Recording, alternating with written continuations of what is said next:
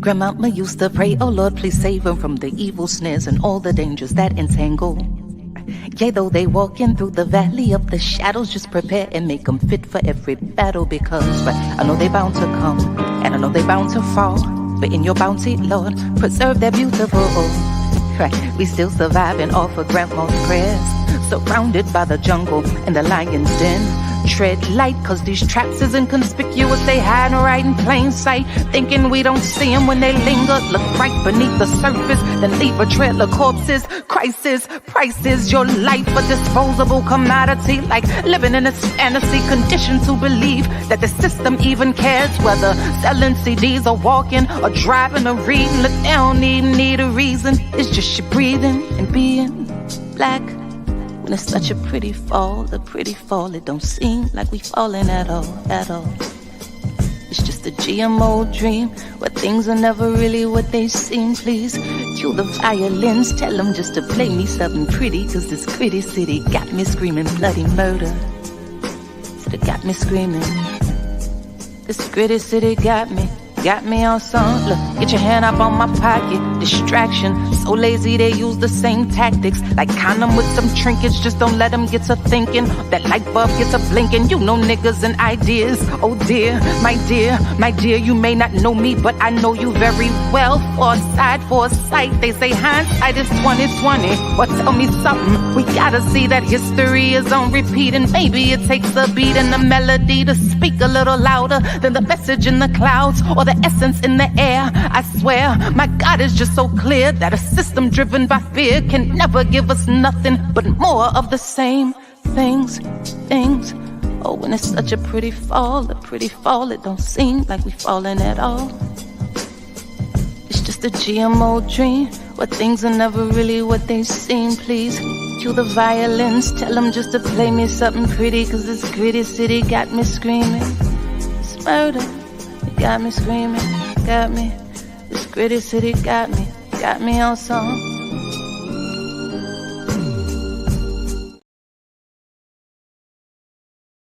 What's happening? South Bronx, South Bronx, the South Bronx. Y'all know about that right there. Shout out to KRS-One, even though he nuttier than squirrel shit. He's one of the cats that put it down when it comes to this hip hop thing. And it is Hip Hop History Month, but we're not here for that today. But we will have a whole lot of hip hop and a whole lot of hip hop history as we go along. As you may notice, we have I'm here on a new day and time. Today is Friday, November 3rd. I want to start off by shouting out my brother Jinx, R.I.P. to Jinx. Jinx, my younger brother who made his transition. It would have been his 50th born date today.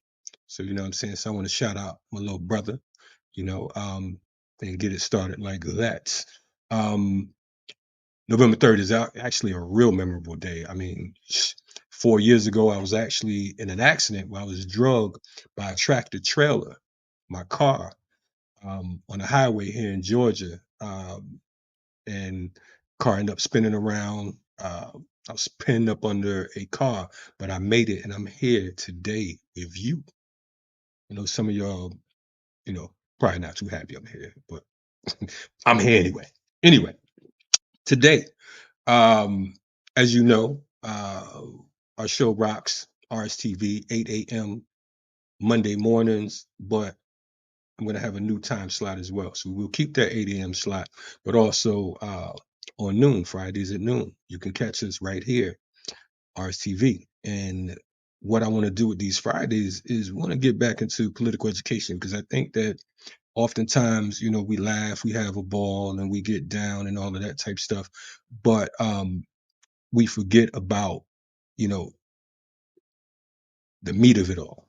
You know what I mean? We forget about, why it is we're here, what's the purpose, so on and so forth.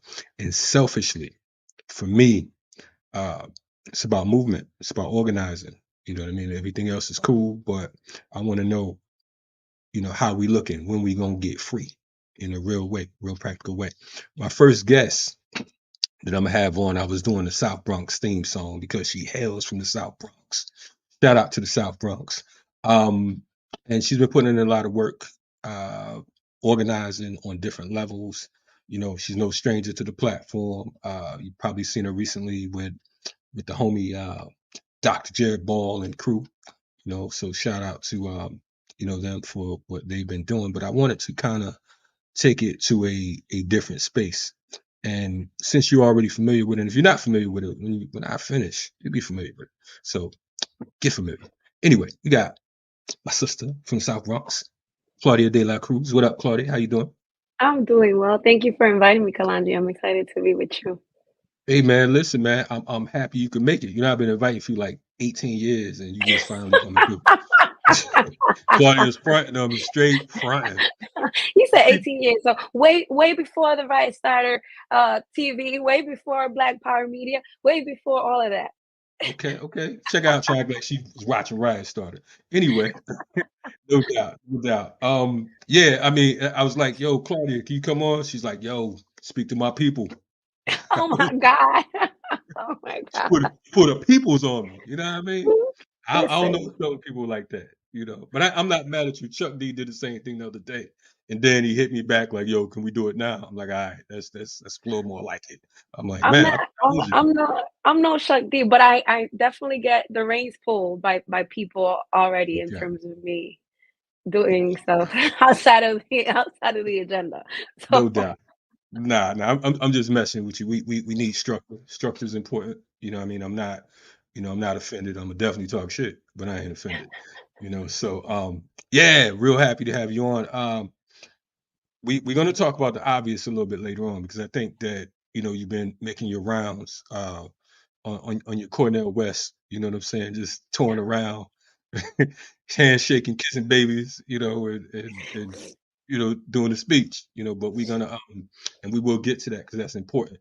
But what I would like to do, one of the things, as I mentioned a few minutes ago, is we want to take it back to political education. So we will start off with some terms and whatnot. But before we go there, for folks who are unfamiliar with you as a person, as an individual, before you became a socialist and you was just a young youngster in the South Bronx, what led you to our liberation movement and and to where you are right now for folks who are unfamiliar?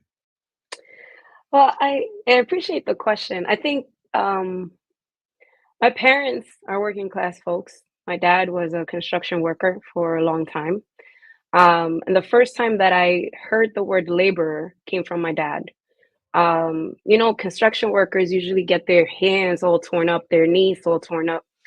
Um, and there's a moment where kids just become really rebellious and don't want to go to school and don't want to do certain things that their parents tell them they're supposed to do.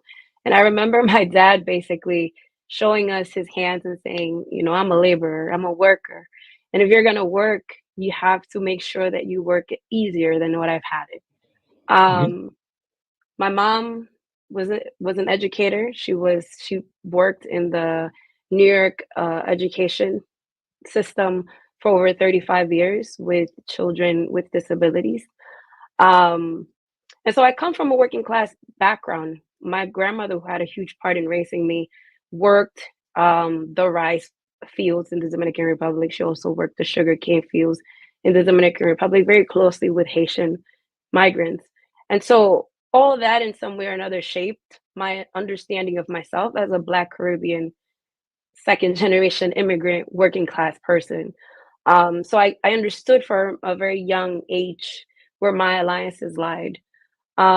But I became more politicized at the age of 13 when I entered a church that was grounded on liberation theology coming from the Latin American community around the moments of the fights against dictators and the desire to build revolution in Latin America. Liberation theology was a branch of faith traditions that aligned itself with revolutionary processes. And so I came into that church at 13. A lot of the folks were atheists. A lot of the folks came from resistance movements in the Caribbean and Latin America. There were a lot of folks from El Salvador who got here, um, running away from a 10-year war that was backed by the United States. A lot of folks that were here also creating circles of support for the Bolivarian Revolution of Venezuela. A lot of folks who had a long-standing relationship with the Black liberation struggle, so the Move family and other folks connected to the Jericho movement and the political prisoners movement in the U.S. And so I was nurtured by a church that was not only essential to me spiritually, but also politically, that shaped my politics as I engaged more and more in it. And I actually was moved into theology because of that type of revolutionary understanding of faith. And so yeah, it was very hard, I think, and it becomes really hard when you are given a pair of glasses to see the world and understand the world and engage with the world, to then go back to just like ordinary life without any type of a critical sense of how things work and why they work the way they work. It was unacceptable for me after coming into contact with a lot of these groups. Some of these folks had been in armed struggles outside of the United States and some inside of the US. And so understanding the need for self-determination, the need for resistance in a moment of oppression, the need for revolution was kind of very, very close to the way that I was shaped as an individual. And so listening to in school and in other places that are there to misinform us, a narrative that went against that, it was hard for me to reconcile the lies. It was hard for me to adopt the narrative that the United States capitalist imperialist system wants to impose on us. And so for me, it became kind of my nature to just be a political agent in the spaces that I was. And so that aspect of my life was foundational, was a grounding experience to then take on organizing work with the other young people. Somebody asked me something similar like 2 days ago. Basically, how did you become a Marxist? And I became a Marxist teaching young people about Marxism. I kind of got it based on, again, the conversations with some of my elders. I read Capital. I understood surplus value and just like rationally. But when it came time for me to be able to explain that to folks younger than me at 20 somewhat years old and engage in reading the Communist Manifesto and breaking down the means of production, that's when it actually made sense. When I was forced to teach, then I became more affirmed in that tradition. And so I'm very grateful for the moments that I've been a student and that I've also been a teacher in the process. I can't hear you. I'm always talking about who got their mic muted, and here I am. It's very important. What you said, you hit it right on, hit it on the nail, hit it on the head. The best teachers are better students. So for us, it's always about, I don't, I hear people, I see people that teach political education classes. Sometimes they're so arrogant, they don't brush up on it. They don't, their understanding gets stuck in certain, zones, and stuck in the 60s, stuck in the 70s, so on and so forth. And the world changes. And with capitalism morphs and recreates itself into whatever the flavor of the month is, right? Yeah. Marxism. You mentioned you was a Marxist. Marxism for dummies. You know what I'm saying? What does that mean? You are a Marxist. You're a Dominican from From the the South South Bronx. Bronx. You out your mind. They like, she tripping, talking about I'm a Marxist. Explain that, and why did you become a Marxist? Why did you grasp onto that training? Well, it's not that unfathomable. Like, it's something like Amilcar Cabral, in many ways, understood, scientific socialism, and many other Thomas Sankara and many others understood Marxism as a science, which is exactly what it is. Marxism is a science, is a way of understanding and analyzing the world. You mentioned it.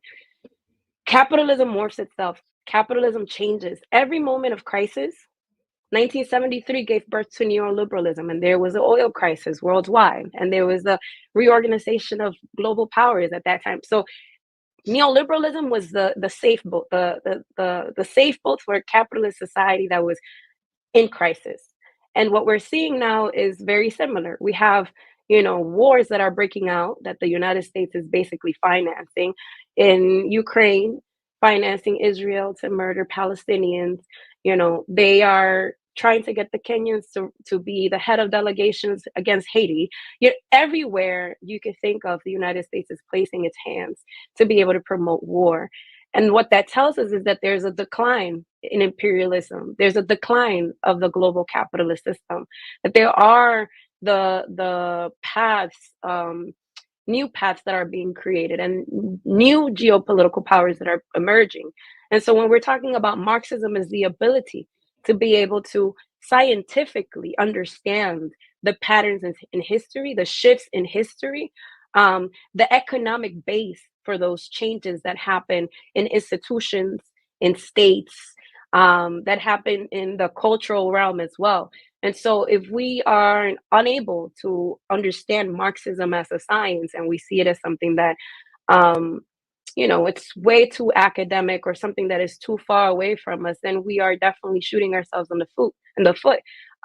Because other liberation movements all across the world have utilized Marxist analysis to be able to transform society. Ultimately, that's what we want. We don't only want to understand and analyze society. Ultimately, we want to transform it.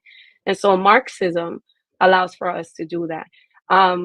For me, at least, the way that I came to it, like I was sharing earlier, it was through church, but it was also through the study of revolutions, specifically the Cuban Revolution, and trying to understand also the process of the USSR in Russia, and the expansion of Marxism into what we understand to be Marxist-Leninist politics, because Lenin actually expanded Marxism, as did Gramsci and other theoreticians. So I think for me, the value of Marxism is precisely the fact that we're not only seeking to understand the world, we're seeking to transform it. And Marxism allows us to have tools and gain experience from a linkage that happens in history that we understand to be the class struggle, which is ultimately the biggest force in moving society, class struggle. And so a girl from the Bronx, with like Black Caribbean, ancestry. Why would I want to learn about Marxism? The same reason why Ho Chi Minh wanted to learn about Marxism, same reasons why Mao wanted to learn about Marxism, the same reason Fidel Castro wanted to learn about Marxism, and the same reasons Claudia Jones utilized Marxism to come to understand and theorize and write the things she did. And so I always want to learn about the political environments that allowed for some of the biggest political figures in history to emerge. Like, I want to learn what Fidel Castro was studying and what was the Cuban revolutionary processes kind of waging war against in a particular moment. I want to know, the history or some of the history of China that had led Mao to lead the revolution he led. So in that history is where we learn how to make revolution, not because we're going to copy and paste it, but because we're going to learn from the lessons, and we're going to learn from the failures, because there's a lot of failures as well. And then we're going to study our own process as well, our own context, and be able to create what we need to create to be able to move forward. And so Marxism for me has been that too. Well, Claudia, I mean, I appreciate the answer, and I must say that you are absolutely. I've interviewed hundreds of people, right? And you are the first person in the history of of me being in this planet on this planet that has stated that I became a Marxist from going to church. Now, I don't know that. That's a hell of a church you was going to. It You know what I was. It mean? was Yeah. definitely a special project, and it was a safe haven for a lot of organizers and a lot of socialists who were not outwardly socialist. I mean, you have to think about the 90s. Like, people weren't going outside and being like, I'm a socialist, or I'm a Marxist, or I belong to the Socialist Party. Like, that wasn't a thing. And it wasn't a thing because after the fall of the Soviet Union, after the defeat of the Soviet Union, it was understood by many, and the rhetoric in the United States was that socialism had failed. And obviously, the special period in Cuba, all these different things were happening, and the balance of forces, the what was happening in that particular moment was kind of concretizing this idea that socialism was a failed project. And so a lot of people were not necessarily claiming socialism, they were, even though they had been engaged in the 60s and 70s, even though they came from those experiences. People continue to do a certain amount of work, but we're not necessarily claiming to be socialist. And this church was kind of the safe haven where people felt comfortable enough to talk about socialist politics. I mean, everybody in that space, for the most part, were people who were coming from communist parties outside of the US, folks who had participated in socialist parties inside of the US. And again, they didn't necessarily come to church because of the Bible. They came to church because of the community that was brought into the space, and because it was a space for organizing. So it sounds crazy, but that's what it was. That's what it was. No, it don't sound crazy. Shout out to Reverend Nat Turner. You know what I'm saying? There you go. You know, so but nah, and it's important because I think that we have folks who are so narrow that as soon as you say church, everything turns off. You know what I mean? Yeah. It's just, oh, I'm an atheist, I'm a this, I'm a that. All of that's fine. We have to utilize the tool, and that's what's important when you talk about Marxism, right? You're not trying to be a European. You know what I'm saying? You're like, look, this is a tool for liberation. This is scientific. So how do we take this and make it work in the best interest of the people, right? That's right. So with that, you are I forget your title with the People's Forum. Well, I was a founder of the People's Forum, the Okay. co-founder and co-executive director, but I You took to a leave blame of for that. No, I'm joking. Good. kinda proudly to blame for that. I took a leave of absence, so I won't be in the direction of the space for as long as the presidential campaign work is still there. But yeah, that was what I birthed or co-birthed with some other conspirator comrades over 5 years ago at this point. So No doubt. So if you don't mind, tell us about the People's Forum for folks who are unaware, just to kind of. And I was just joking, man. When I go to New York, be trying to run up on me, to yo, what's up, man? We cool, just no, it's good. Just to share a little bit about the People's Forum came about from many conversations that happened both nationally and internationally with comrades around what was necessary. 2015, 2016, to be able to intervene and strengthen political movements. And we came to the realization that political education needed to be reclaimed. Um, Reclaimed meaning that there's a lot of spaces that will say that they're doing political education, but they're doing it from another framework that is not a Marxist-Leninist, that is not a socialist, and it's not an intervention necessarily to move people to become political agents. By political agents, I mean people who are intervening politically to transform the conditions, the material conditions of our people.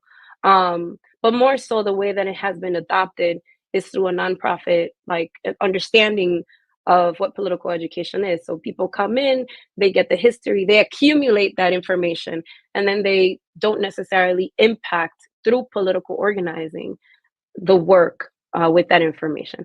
And so we thought it was necessary to create a space where people were able to get the tools, the necessary tools, from a Marxist Leninist, socialist perspective, revolutionary perspective, gain confidence to a certain extent that has been taken away from the people by acquiring knowledge that we've been told that we don't necessarily have the capacity to process, which are political economy, which is history, like world history, the history of struggles. And so we created the People's Forum to be sort of that incubator, that space where people could come and gain the strength and get the understanding to be able to impact political work. and doing it from a space of uplifting socialist history, socialist values, and the Marxist method of understanding society. And so we have a space that is on 37th Street in New York City, which is like the midpoint. So everyone from the different boroughs could come. And it's also a space that has some sort of like international sense to it, not only because of our internationalist politics, but because we are in a city that is also an internationalist city. There are people from all over the world. And so there was a particular intention in making the People's Forum New York City based in the place that it is. We also have the cultural component of it because we understand that culture is at the heart of being able to move people in emotions, in thought, in action. And so culture is also a huge part of the work that the People's Forum does. We have a cafe area because we understand that breaking bread is important. And that is where conspiring happens, where people get together, breathe together, eat together, and strategize together. And so we wanted to create that space where people were speaking to each other, learning, struggling for conceptual unity in one space. And the People's Forum has been there for a little bit over 5 years. And I'm proud to say that, you know, a lot of organizations and a lot of movements have been part of building the space. No doubt. I like how Claudia came in with that commercial real quick. She's like, "Look, People's Forum, everybody be a part of it. We got it all." Nah, and I like how you was politically correct instead of saying that a lot of these organizations, these nonprofits are faking the funk. They're co-opting, you know, they co-opting shit, and y'all just came in and said we gonna, put it in its proper context. That was nice how you did that. I wanna, I wanna, I wanna, because you touched on something that's very, very vital, the culture component, right? And that's one of the things that I'm struggling, I'm fighting for, because to me, without culture, you have nothing. You know what I'm saying? I mean, political education is job one.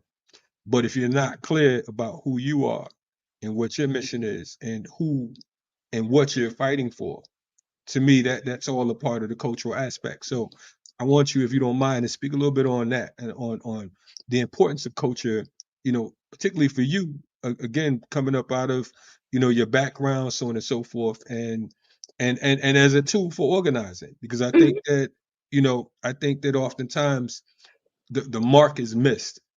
You know what I mean? We get with, we want a some type of revolutionary rainbow coalition, and that's fine. But if you have no identity, if you're not clear about who you are, then you'll be totally confused.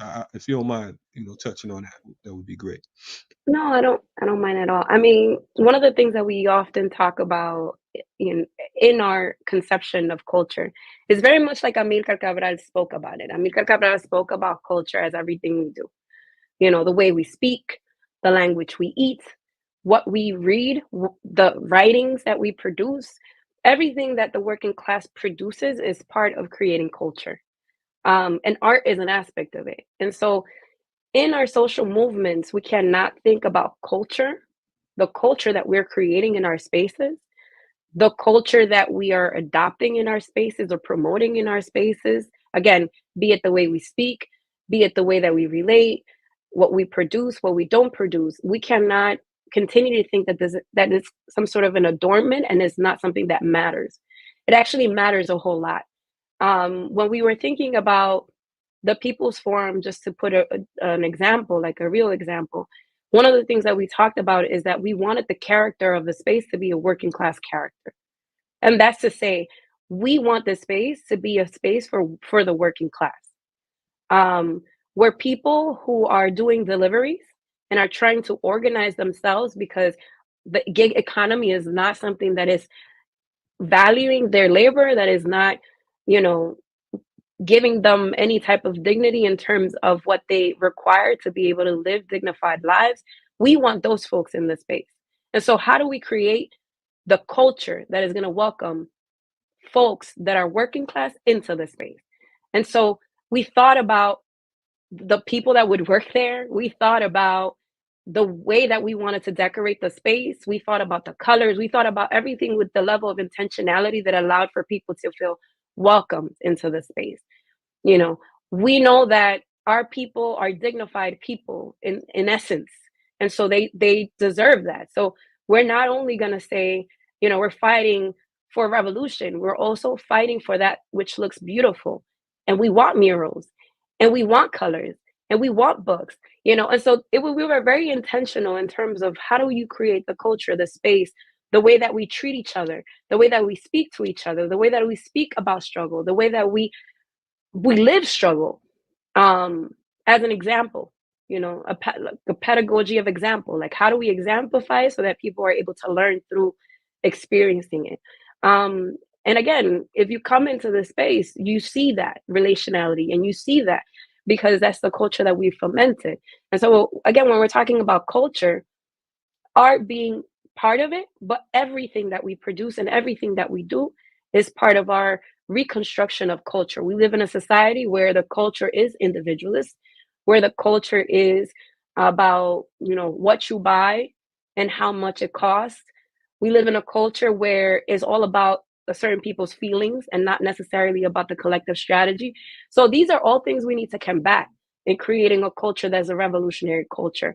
And so, I think it's very important for us to understand that. It's very important for us to be intentional about what is our political strategy and how we utilize the development of a new culture in our spaces to be able to exemplify that it is possible to build a new world, that it is possible to build a new society. But we need to be the examples of that in the culture that we create in our spaces. And again, and I'll say art, the art we produce as well, and our relationship with artists. Like, one of the things that we engaged in a lot of conversations about is that we did not want to have a transactional relationship with anyone. And artists are part of that.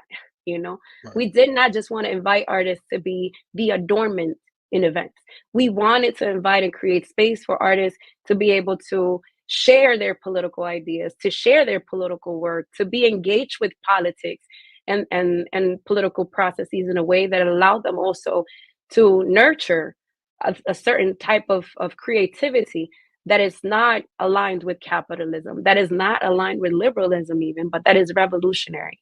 Understanding that folks like Emory Douglas, and other folks, Nina Simone, all of these folks were connected to some sort of politic that allowed them to create differently. And so how do we create that ambience in a space where in our culture overall, that's lacking?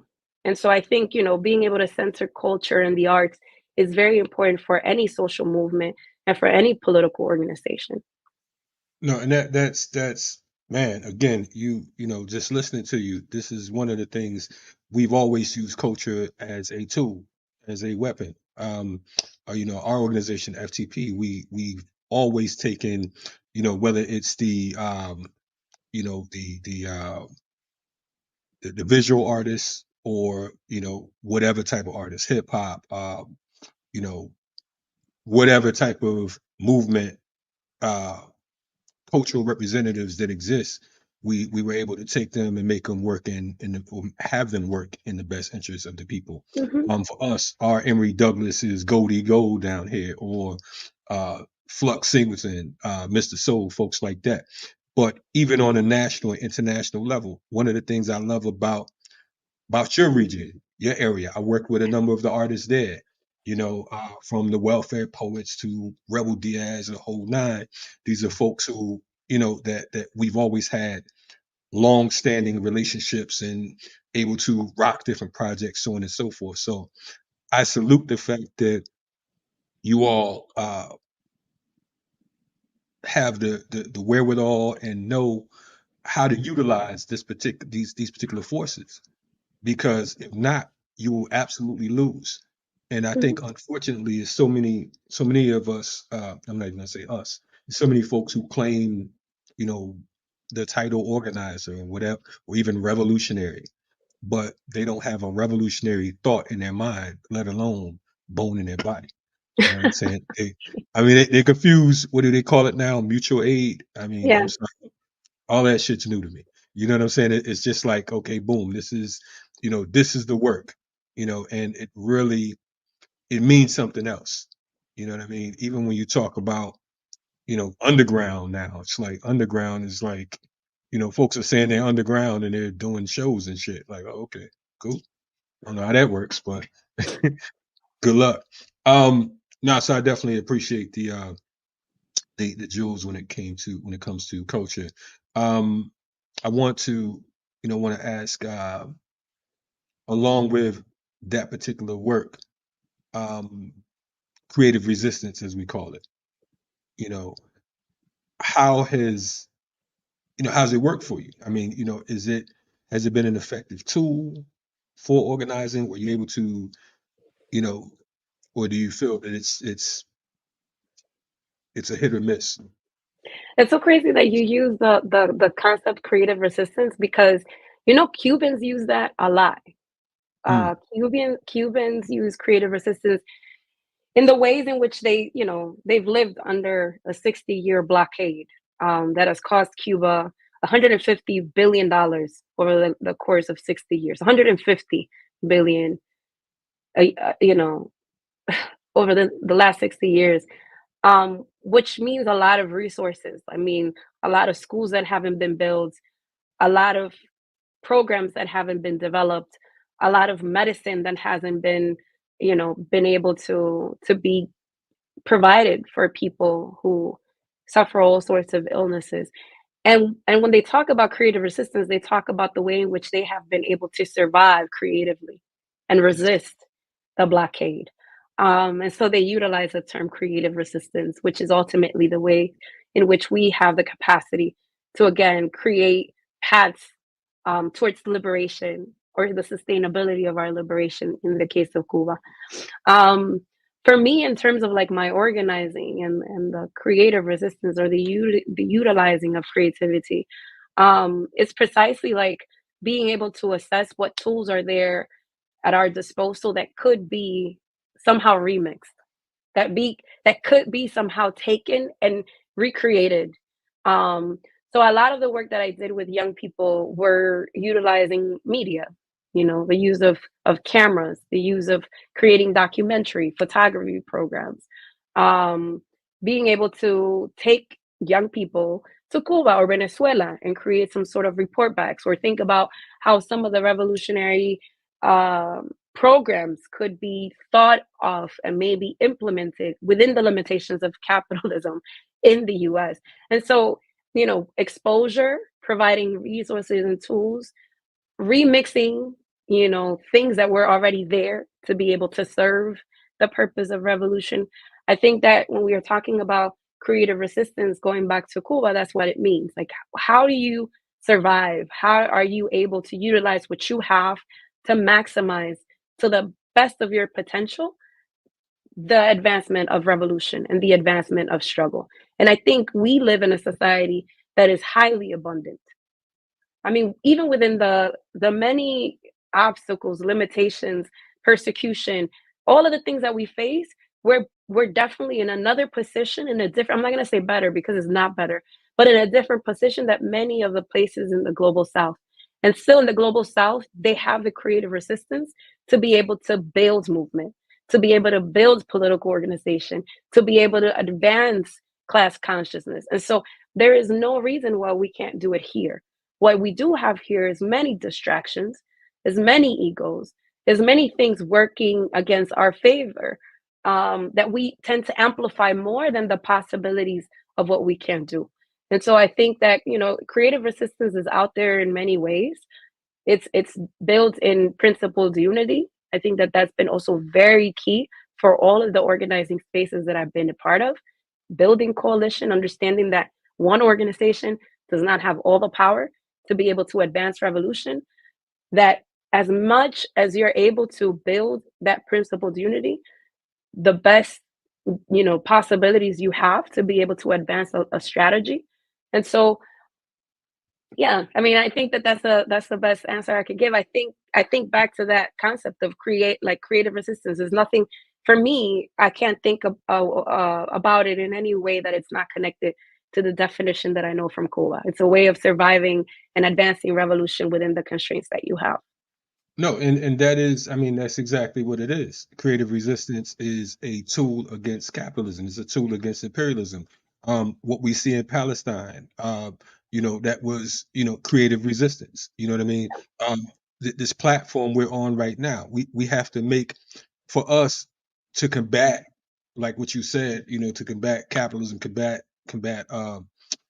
the ego and all that type shit. We literally have to make what we doing look fly. You know Yeah. what I'm saying? I mean, the screen right here. Shout out to my daughter with the logo and everything. But we have to be creative. We have to have the colors. We have to have the flavor. Not just say that okay, we come get down with our movement. Yeah, you You have know what to I'm saying? you have to make revolution attractive. You have to make it irresistible, No doubt. And that doesn't mean like again within the limits of what keeping our integrity is because we want to keep our integrity, we want to keep our politics. We want to be able to shift people's mindsets of what revolution is and how close it is to their own livelihood and that is something that we should all carry because we all live under a system that exploits us and we want to make it beautiful and we want to make it we want to have people see the potentiality of revolution in everything that we do that it's not simply the horrors or what we're against is also what we're building for and I think that that's key what we're building for what we want to be able to build and give people a glimpse of that is so important. Word, word. Um, we mentioned Palestine. You mentioned Haiti a little, right? Let's draw the connection because I think that right now, folks look at what's going on in Niger, in Haiti, in Hmm. Cuba, in Palestine, in anywhere, that resists colonialism, anywhere that has the gall or the audacity to say that we will not continue to be oppressed. We will resist. We are deemed terrorists, right? Yeah. Draw the lines. What is the connection, and why should folks get behind? Because of course, right now with all the confusion, mass confusion, right? We have all types of celebrities being trotted out.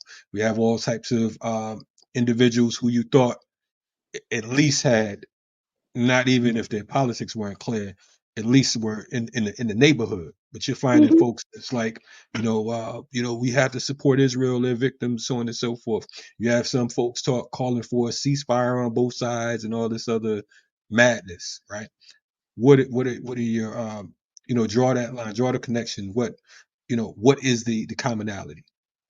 I think it's important to we've been saying it for a while. Capitalism is in crisis. It's been in crisis for a while. And what crisis and capitalism brings is violence. It breeds violence. Why? Because capitalism then needs to fight to be able to maintain itself. And in its fight to maintain itself, imperialism it becomes even more dangerous. And I don't know if we remember previous to the COVID pandemic, there were a lot of different cities on fire. Like Haiti was lit up.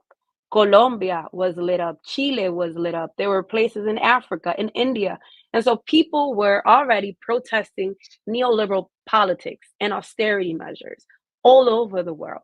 And then COVID hits, which ultimately what it does is that it intensifies the crisis for working class people. It widens the gap even more between those few people who have the majority of the wealth and the majority of people who have nothing. And so a lot of these contradictions are heightened during COVID and post COVID. A lot of the people that were getting in the United States that were able to get some sort of aid from the government, all of that shit is gone.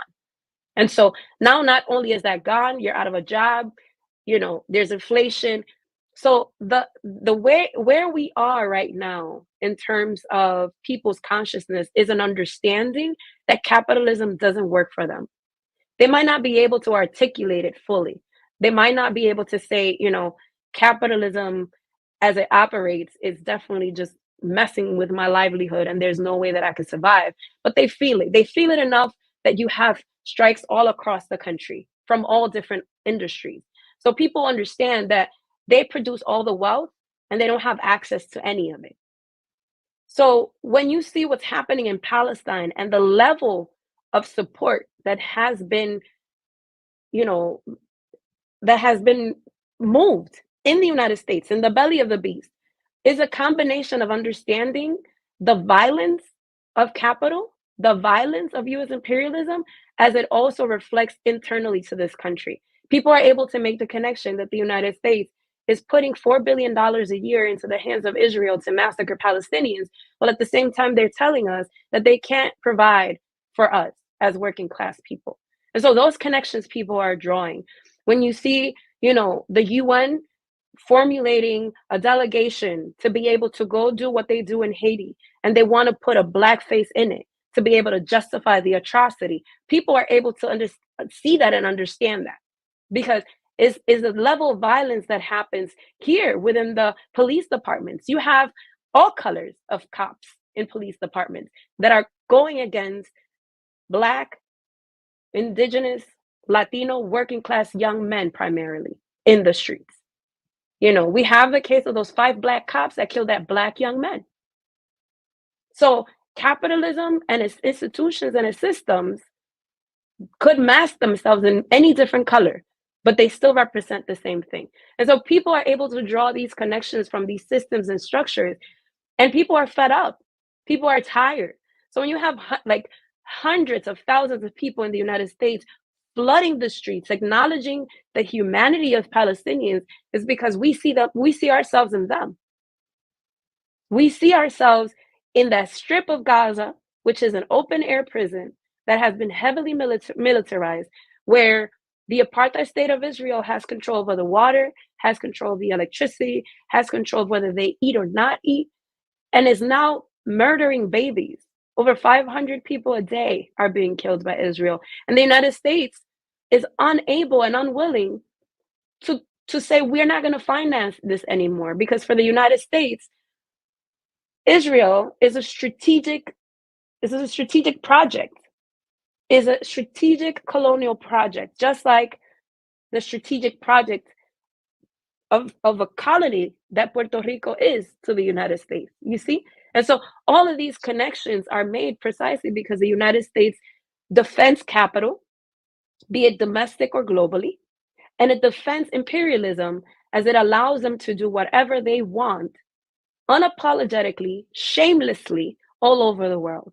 And so I think what is happening now is of historic proportions, because people are experiencing a crisis of historic proportions. And so it's a very important moment for us to be able to make all of these connections.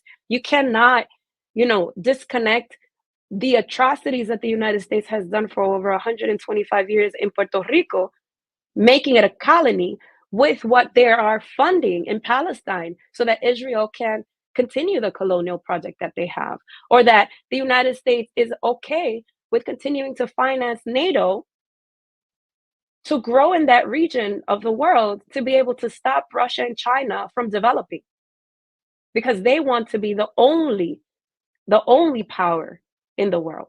And so I think we're in a different moment. There's a lot of projects that are being developed that are calling for multipolarity, that are attempting to break the unipolar world that the United States has created.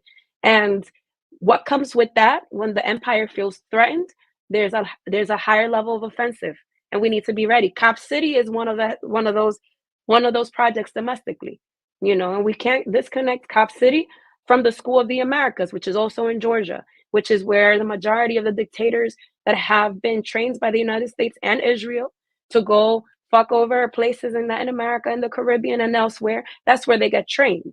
Cop City is the same concept, and it's a concept that happens precisely to be able to dominate the majority of the population. And we have to keep our eyes open, and we need to start drawing those connections if we want to win. You jumped inside my head, because that was the next road we were going down. And I say Palestine is OG Cop City. You know what I'm saying? It was Cop City before the term Cop City. We look at and you mentioned School of the Americas, and mentioning the School of Americas, we draw the connections, and we say we also have Gilly here in Atlanta, right on the Georgia State campus, which is located strategically in the Andrew Young. Uh, uh, uh, I forgot what the name of that particular building is, but it's actually the building where it sits is in a building named after Andrew Young. So folks are, you know, going crazy like, I can't believe Andrew Young supported Cop City. Andrew Young is Cop City, but Mm. and we look at the fact that you know drawing that international connection. You're talking about cop cities sprouting up in damn near all 50 states. At the same time, military bases, over 1,000 military bases Yeah. across the world right now.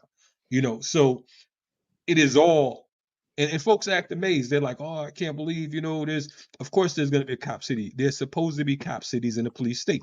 That's what, Hmm.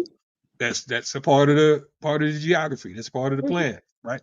Um, with that, you know, and you mentioned, these black faces. You are right in the heart of the hip hop mayor. You know what I'm saying? Oh my God. Adams. Let's not talk about. Listen. How did that happen? What's up? I mean, what's going on the Woo. grounds locally? Yeah, you had to step back. You almost forgot where you was at for a second. I mean, it's. I mean, he's part of a. Again, he is part of a larger strategy.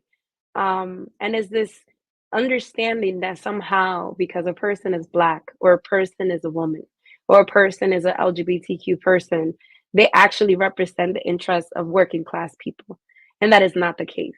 To say Kamala Harris is not to say a black woman.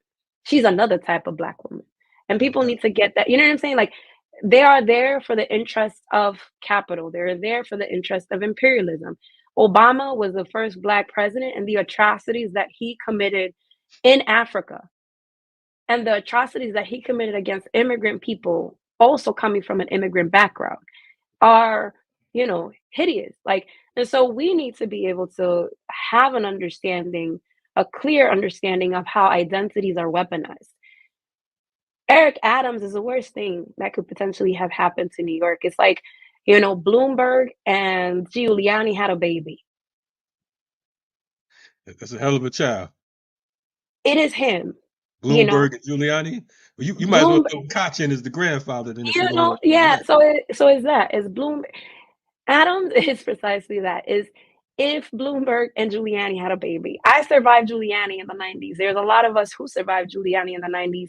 The persecution, the hyper policing, the profiling that happened that locked up so many young black and brown people, that's his legacy. And Adams is on the same path. He's on the same path. Like, he's cop mayor. Everything and anything he does is precisely to be able to support and promote police and the militarization of police and the technology advancement of police, is crazy.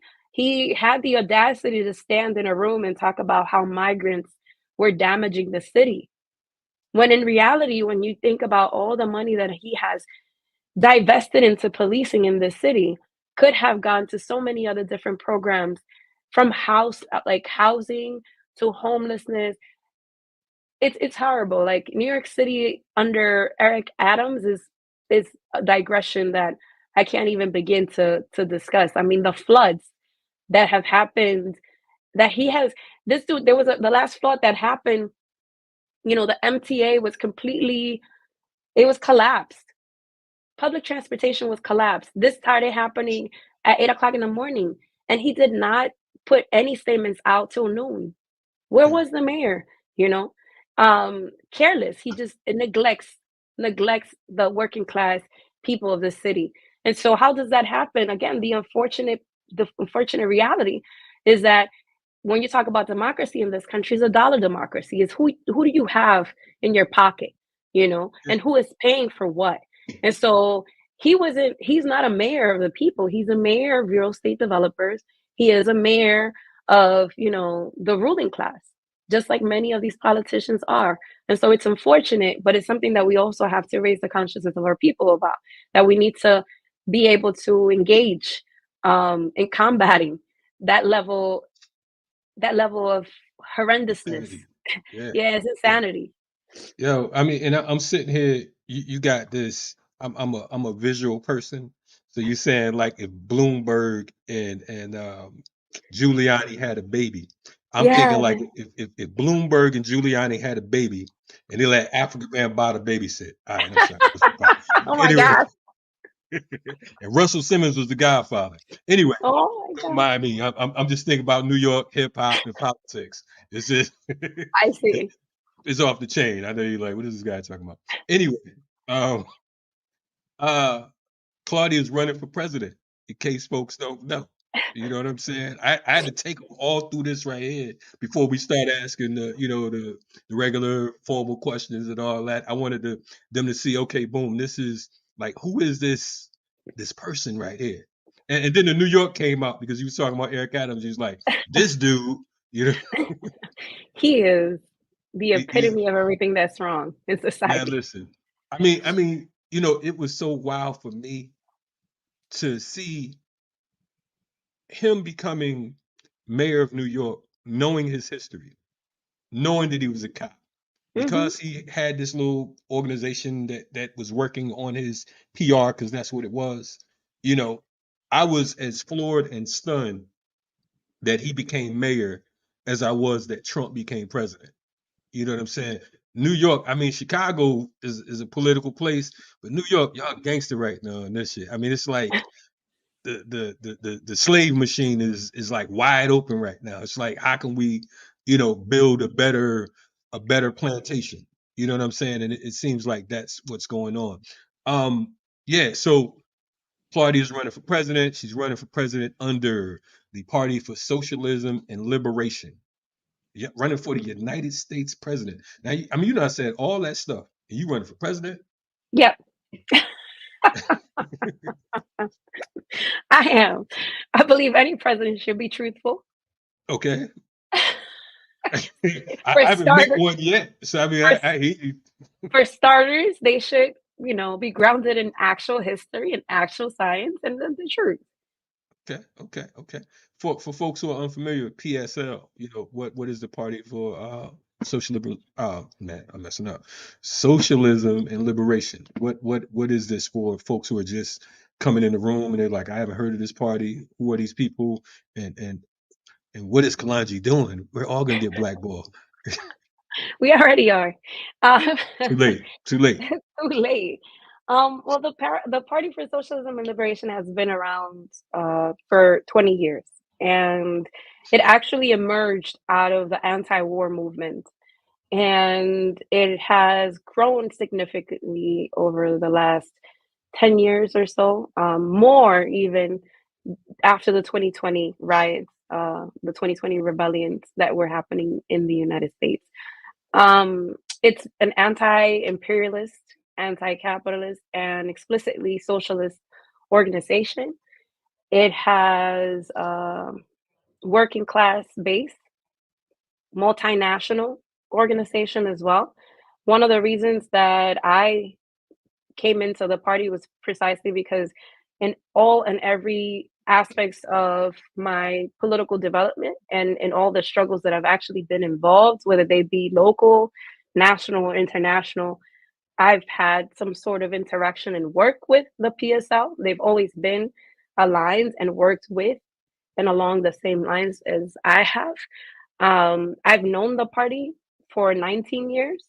I joined the party recently, but it's a space, again, of folks that are operating within democratic centralism, which is basically the way in which Marxist Leninist parties are structured, meaning that there is internal organization, that there is a democratic process, and there is a leadership. And so there is an orientation that party members are expected to follow. Everyone is expected to follow. There is a program that people take as candidates for about 6 months before they, actually make the decision or the party makes a decision that they're going to be part of the organization. So it's a serious socialist organization that has been working across different fronts of struggle for the last 20 years. And I'm very, very proud to be part of the PSL. No, and that's dope. So, we got the memo that you was running for president. Karina Garcia running for vice president. I'm the minister of defense. Um, Secretary of Defense. Sorry, but no, I want to like, how did you arrive at that point? Because I know they recently legalized weed, and was y'all just sitting around like, our brother for president? Well, did it go like that, or was you like, No, listen, we gonna make some change up in here, and we're gonna come with this particular politics and make that's it do what it do? that's No, not that's not that's not the way the party operates. okay, We have I'm just checking. we have we have a Congress that happens every 4 years. Okay, This past year, this 2023 was our Congress. We decided that we were going to engage in electoral politics. We engage in electoral politics every 4 years. okay, Although we're not a 4 year electoral politics type party, we do our politics are everyday politics. Our politics are working class politics, which means that we are doing organizing work in all fronts of struggles. Members of our organizations do work against police brutality. Some of them do tenant organizing. Some other folks do labor organizing. So all across different sectors of work and fronts of struggles, our folks are engaged and actively working and organizing around them. We have the Congress that happens. We decided that we would do it again for 2024. There was a process by which nominations were made, and Karina and I became the candidates through a vote in the Central Committee. And that's how it was decided. The party, again, has always, for a large portion of its years, has participated in electoral politics. In the last electoral politics in 2020, the party was able to get 15 states. So they were able to get on the ballot in 15 states. Um, and so our idea, our hope, our work is going to be able to have more than that this time around. We have more members. We have much more of a solid idea of what we want with this, which is basically to strengthen political organization and invite people to be active politically within organizations and to fight the isolation that is so much imposed by capitalism that tells us that we need to fight these battles on our own. So we want to motivate and build a confidence of regular working class people to become organized and engaged in political organization. And so it wasn't, we were not passing a blunt when that happened. all right, maybe I was passionate when I heard about it. Don't even trip. It's all good. But nah, definitely appreciate the coherent answer. Of course, we've had you know, homeboy with the afro on here like several times and whatnot and he switched so many parties. I don't know if he's been passing, but it's been it's been unclear and uncertain. But the thing that I appreciate most about what you're saying as far as the platform itself is just the organizational part. You know what I'm saying? Because it's not even a question, win, lose, or draw, whatever. It's just like, let's get free, let's organize. You know what I mean? So Mhm. on that alone, if I am to vote, of course I'm against electoral politics, and we know that. But at the same time, if it's going to be, you all on the books in Georgia, I'll dust my gloves off and come on out and and make it do what it do. But Well, definitely yeah. no, I appreciate that. I mean, another aspect of it, which I think is very important, and when we were talking through the goals for this campaign, is conceptualizing it as and understanding it as like mass education and Right. mass outreach, right? And actually sharing with people what is possible right now. The things that are not placed as a political priority that could be a political priority, that is not something that we need to wait 10 years or 15 years, but that could be done right now because we've Right. seen that is possible. And so for us, the process of like campaigning or petitioning is going to be a huge process of political education and trying to intervene to build the confidence of working class people to understand that if we produce all the wealth, we should have access to all the wealth, and we should have access to making the decisions around how that wealth is utilized. And that is possible. It's not that it's not possible, it's possible. We're just not in a society that has allowed us that democratic process. Word up. Definitely appreciate it. Appreciate you coming on, Claudia. I've been trying to get you on, like I said, for 38 years. Finally, finally, shout out to Walter. Hey, little Walter. Walter said, "Yo, I got you." So I said, "All right, good looking, Walter." And the next thing I know, I look up, you was on Jared's show. I'm like, Walter, what's up? Oh, I thought y'all was together. You slipping, but it's all good. Definitely for closing words, if you would say something that the movement right now is missing that we can utilize collectively. I know you mentioned uh unity. I don't want to put words in your mouth. I don't know if you said practical unity or Principled unity. principle. I'm tripping. I would say Yeah. principle, definitely functional unity, because Yeah. oftentimes, we have uniformity, but not necessarily unity. What would you say, like that we can, if there were some words that you can give to that next generation or even the current generation? What would you say as far as the thing that we're missing that we can use an adjustment on? I mean, I think that unfortunately, there's been a dismemberment of our conception of politics in this country, intentionally by the state. A lot of the folks that could have oriented a lot of our development, talking about my generation and the generation that came before me, a lot of the folks were either in jail, exiled, or killed. And so there's a whole generation of leadership that was stolen from us, and a very intentional breakage that took place in history. And a lot of our responsibility is reclaiming that history and reclaiming that definition of political organization that is removed from the state, that is removed from the Democrats and the Republicans, that is removed from the aspirations of becoming capitalists, the aspiration of having a seat at the table. We don't want a seat at the table. We want the whole damn house. And if we can't have it, then we burn it down and we create something new. But that revolutionary concept of we need to uproot capitalism, we need to uproot US imperialism. And there's a level of seriousness that comes with it. There's a certain level of discipline that comes with it, and humility. And in order for us to build that principled unity, we need to acknowledge all these different things and be willing to participate in organized struggle, in political organization. I think that that's pivotal. I think that that is foundational for anyone that considers themselves a serious revolutionary.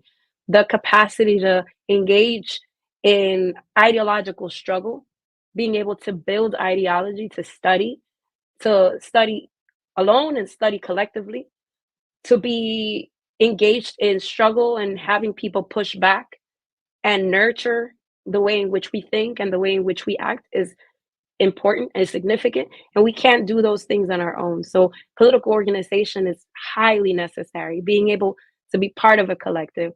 And no organization is going to be perfect. No organization is going to give us everything we want and we think we need.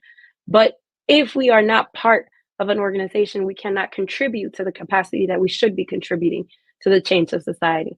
And so those are the things that I would say that is highly important for us to be able to engage in political organization, to be able to engage in developing principled unity amongst peoples and organizations across the historical lines of division, and that we need to be able to strengthen a movement and build a movement that is divorced from the capitalist ideas, values, and structures that exist. No doubt. Give us the website for folks to support. But if folks want to check out the campaign, they could go to votesocialist2024.com. They want to volunteer, they're more than welcome to do so. And if they want more materials and statements, they come out and we always put them there. So folks are welcome to check that out. No doubt. We appreciate you coming on, Claudia. And for the folks at PSL, I was just joking about y'all passing the blunt around. It's all good. You know what I mean?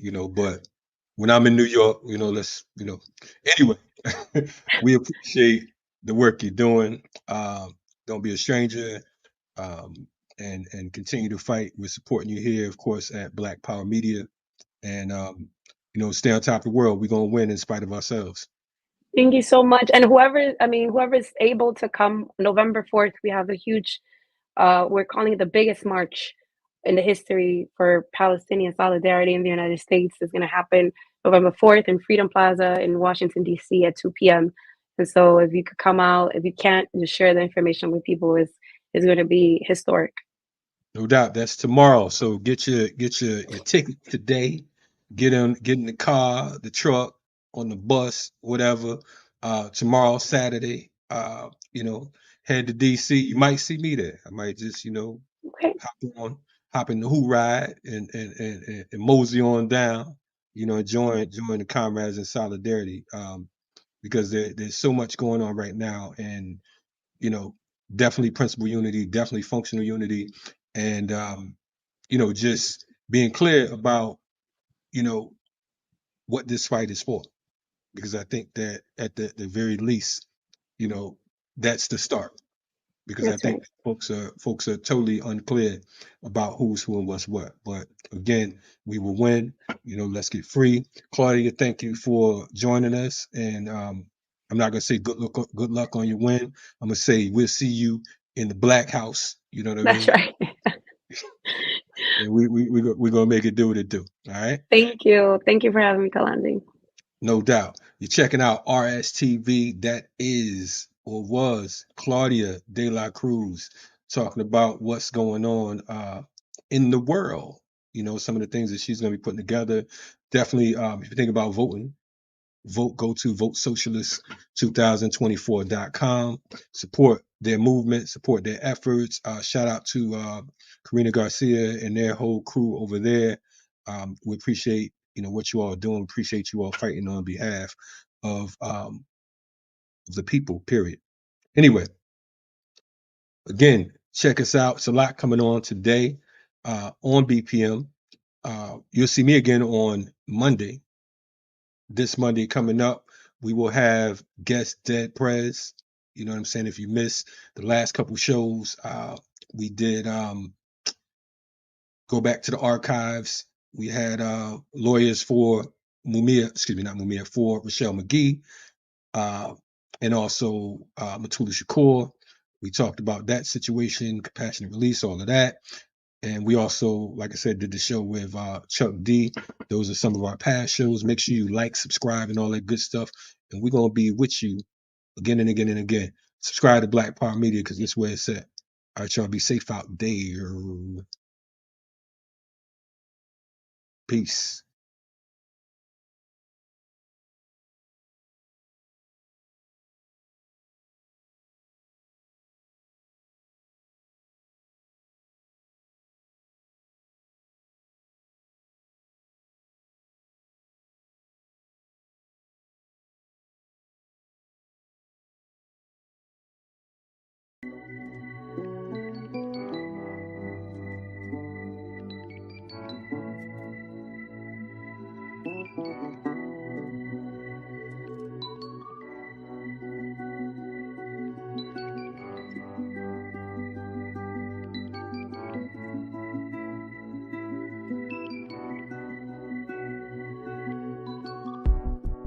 Sometimes the riot is a quiet one, where the battle is to love yourself and function in society, where voices of reason are muted by anxiety, like gaining notoriety is selling your soul. So we tend to go no deeper than the shallow water level, trying to keep us overhead in the face of all the slurs and the stares, mentally frozen, paralyzed by fear of failure and success. So we lock, stock, barrel, running while it's crumbling. All these towers and they're babbling, but the baby's in the bath and the stash under the bed on my head, spinning from the circles and the puppets and the strings that they pull. Then we move. Reactionary warfare never produces winners on the field. Feeble and foolish, what tools and what weapons are we using? We need some new ones. Real revolution, it's real solutions. Well, we've taken on the ways of the ones who Conquer with their guns and religion and division. Got my inner me looking like my enemy. Real revolution. Where my inner me